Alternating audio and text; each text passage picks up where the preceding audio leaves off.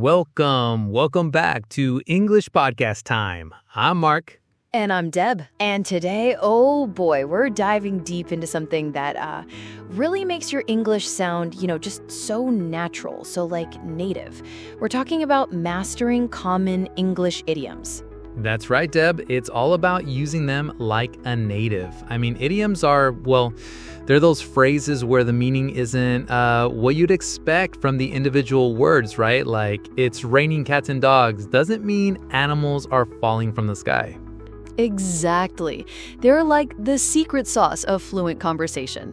If you want to sound truly native, truly natural, you got to get a handle on idioms. They're literally the heart of everyday natural speech. Absolutely. So why, you might ask, should you even bother learning these sometimes tricky phrases? Well, first off, they're used constantly, like all the time, in spoken and informal English. You hear them everywhere. Oh, absolutely. And secondly, they seriously make your English more colorful, more expressive. I mean, instead of just saying, I'm very happy, you can say, I'm on cloud nine. It adds a layer, doesn't it? It really does. And for those of you who are taking English exams like IELTS or TOEFL, this is crucial. Idioms often appear in both the reading and listening sections, so knowing them can really give you an edge. Yeah, so it's not just about sounding cool, which, is a bonus, but it's also practical for academic success. So, Mark, let's jump into some categories because grouping them, I think, makes it a bit easier to digest, right? Definitely. Let's start with idioms for daily life. These are the ones you'll hear and use pretty much every day. First up, hit the sack. Oh, I love that one. Hit the sack just means go to bed. Like, I'm so exhausted, I'm gonna hit the sack as soon as I get home. Simple, right? Simple and effective. Next, on cloud nine. On cloud nine means very happy. Like, after she got that promotion, she was on cloud nine for weeks. It's just a great way to express intense joy, It is. And then we have bite the bullet. Ah, bite the bullet. This means to face something difficult bravely. Like, I really didn't want to work overtime, but I had to bite the bullet and finish the project. You just kind of, buckle down and do it. Exactly. And a fun one, let the cat out of the bag. Oh, that's a classic. It means to reveal a secret. Don't let the cat out of the bag about Sarah's surprise party. It implies, accidentally spilling the beans, usually. Good one. Now, moving on to work and business idioms, because these are super useful in a professional context. First, back to the drawing board.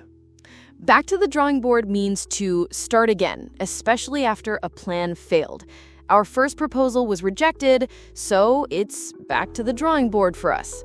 It's like a common phrase in any project-based environment. Right. And then think outside the box. To think outside the box is to be creative, to come up with unconventional ideas.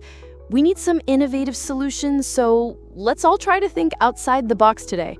It's about not limiting yourself to traditional ways. Right.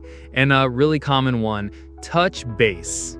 Touch base means to contact briefly, just to check in. Let's touch base next week to discuss our progress on the new campaign.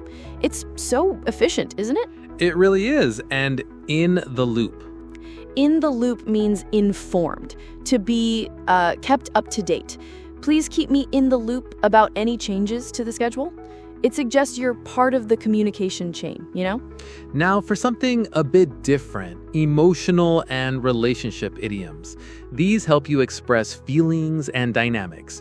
First, break the ice. Oh, break the ice. This is about starting a conversation, especially in an awkward or new social situation. At the networking event, I told a joke to break the ice. It just, makes everyone relax a bit. Definitely. Next, go through the roof. Go through the roof can mean become very angry or become very excited. It's often used when prices increase rapidly too. When he heard his favorite band canceled, his anger went through the roof. Or the sales figures went through the roof this quarter. It's quite versatile, actually. It is. And be on the same page.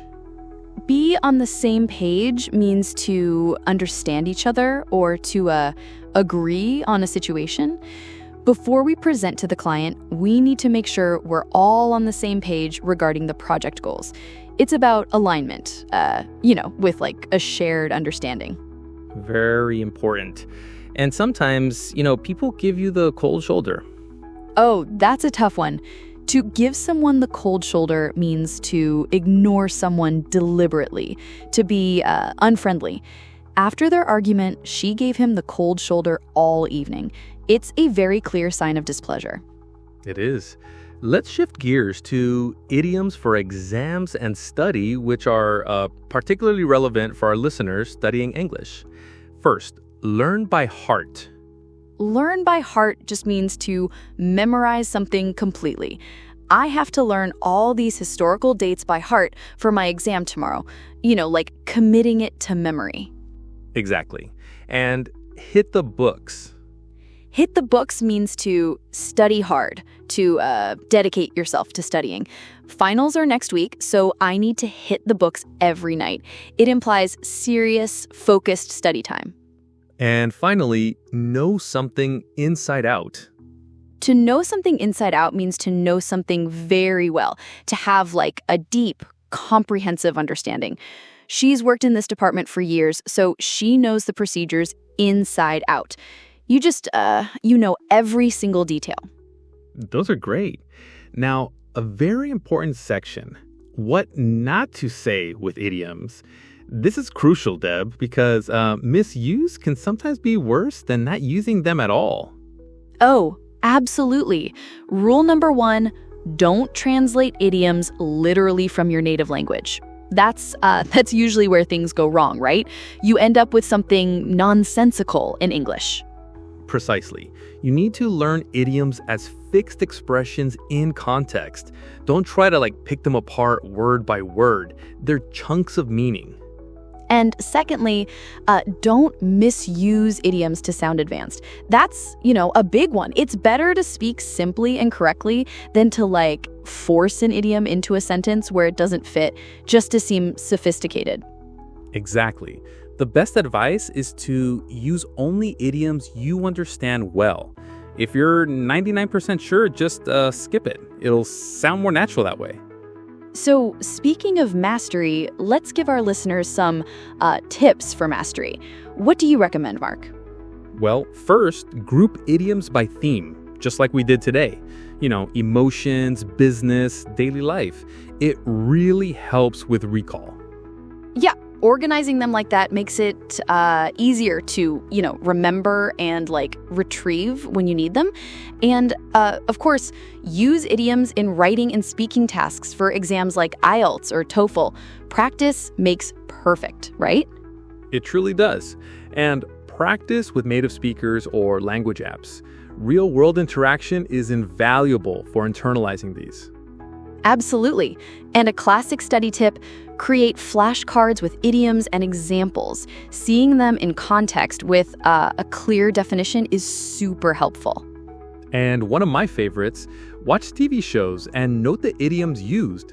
You'll be amazed how often they pop up in natural conversation, and you can hear them in context. Yeah, immersion is key. Now, before we wrap up, we have some bonus vocabulary for you, just a few extra idioms to get you thinking. Mark, kick us off. All right, first, keep your chin up. This means to stay positive, especially during difficult times. I know you're struggling, but keep your chin up. And then, a blessing in disguise. This is something good from something bad. Getting fired was a blessing in disguise. It forced me to start my own business. Oh, that's a great one. Next, burn the midnight oil. This means to work late into the night. I had to burn the midnight oil to finish the report before the deadline. And finally, once in a blue moon. This means very rarely. I only go to the cinema once in a blue moon these days. It's not a common occurrence at all. Excellent bonus idioms. So, as a final note, remember, Deb, learning idioms isn't really just like memorizing long lists, is it? No, not at all, Mark. It's about making them a part of your natural speech. It's about organic integration. So practice daily, record yourself, and most importantly, use them in real conversations. That's truly how they stick.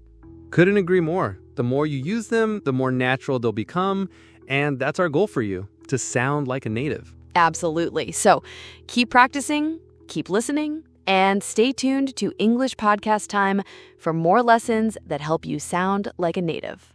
Thanks for joining us. Bye for now.